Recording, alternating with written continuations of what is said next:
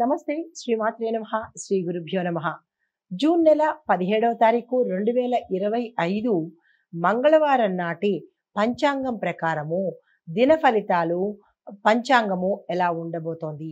ఈ రోజు పంచాంగం ప్రకారము శ్రీ విశ్వావసు నామ సంవత్సరం ఉత్తరాయణం గ్రీష్మ ఋతువు జ్యేష్ఠ మాసం కృష్ణపక్షం సూర్యోదయ సమయము తెల్లవారుజామున 5:45 సూర్యాస్తమ సమయం సాయంత్రం 6:48 ఈ రోజు తిథి షష్ఠి మధ్యాహ్నం 2:43 వరకు. తదుపరి సప్తమి తిథి ప్రవేశము.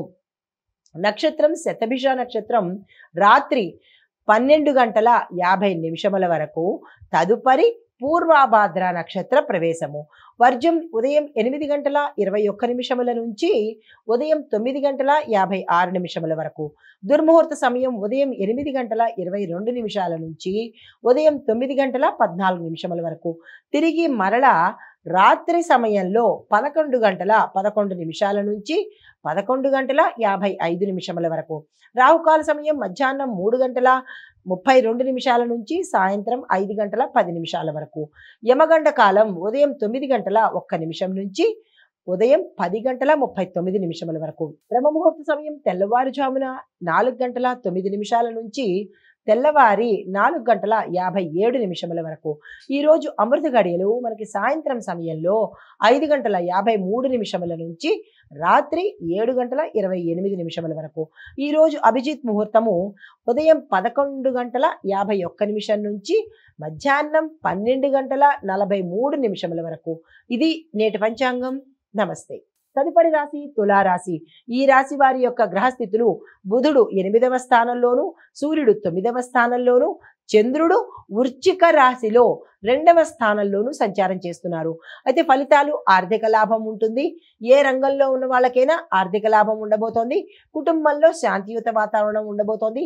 దీంతో పాటు ఆకస్మిక ధన ప్రాప్తితో పాటుగా శుభకార్యాలు చేసేందుకు ధనం సమయానికి అందుబాటులోకి వచ్చే అవకాశం కనబడుతోంది.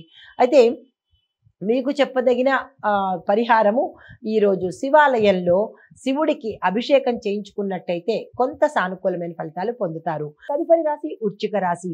ఈ రాశి వారి యొక్క గ్రహస్థితులు: బుధుడు 7వ ఇంట, సూర్యుడు 8వ ఇంట, చంద్రుడు ఈ రాశిలోనే లగ్న స్థానంలో ఉన్నాడు.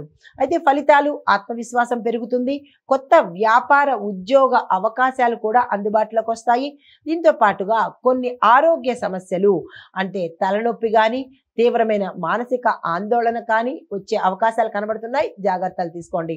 పరిహారంగా హనుమంతుడి ఆలయంలో మీ పేరిట సింధూరంతో చేసినటువంటి సింధూరము తో పూజ చేయించుకోవడం కానీ, అభిషేకం చేయించుకోవడం కానీ, స్వామివారికి సింధూరాన్ని అక్కడ ఆలయంలో ఇచ్చినటువంటి అయితే కనుక కొంత సానుకూలమైన ఫలితాలు పొందుతారు. తదుపరి రాశి ధనస్సు రాశి. ఈ రాశి వారి యొక్క గ్రహస్థితులు: బుధుడు 6వ ఇంట, సూర్యుడు 7వ ఇంట, చంద్రుడు వృశ్చిక రాశిలో 12వ ఇంట సంచారం చేస్తున్నారు. ఈ సంచార ఫలితాలు: ఖర్చులు అధికంగా పెరుగుతాయి, వ్యయం ఎక్కువగా అవుతుంది, అనుకోని ఖర్చులు కూడా మీ మీద ఎక్కువ భారం పడే అవకాశం కనబడుతోంది. దీంతో పాటు దాంపత్యంలో చిన్న చిన్న సమస్యలు, ఒడిదుడుకులు రావడము, బంధుమిత్రుల వల్ల కొంత ఇబ్బంది కలిగే వాతావరణం గోచరిస్తోంది. జాగ్రత్తలు తీసుకోండి. మనోధైర్యంతోనే మీ సమస్యలను అధిగమించే ప్రయత్నం చేస్తారు.